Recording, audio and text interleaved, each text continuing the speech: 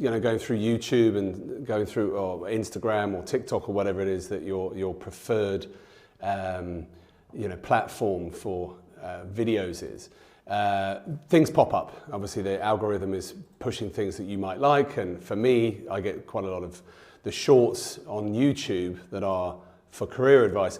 And there was one that I saw the other day, and it was and I'm not going to name his name, and also I can't really remember, but it was an English guy, I would say probably late 20s, early 30s, seemed to be quite confident, and I was watching it, but he also seemed a little bit, dare I say, smug, and he showed within his video. He showed a video of an older gentleman who's probably late 40s, early 50s, who was complaining about interviewing a younger professional, and said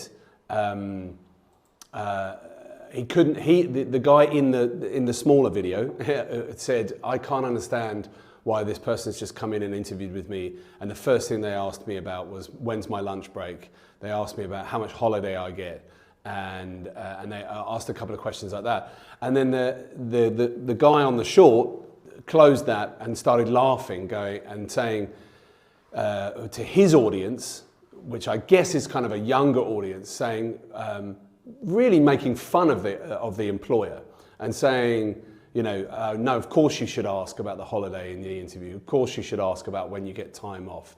Of course you should ask about the hours.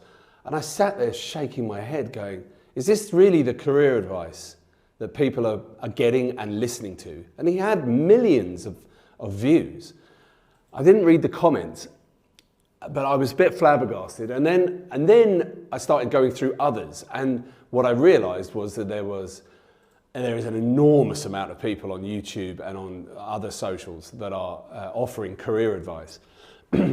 That was one of the worst pieces of advice I've ever got, I've ever seen. And I would implore anyone listening to this to, if you're in an interview, right? I've said it before and I'll say it again, play the game, right?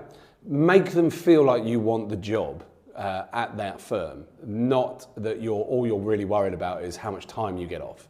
Of course, it is important to know the holiday. Of course, it's important to know the hours that you'll have to work and the lunch breaks and things like that.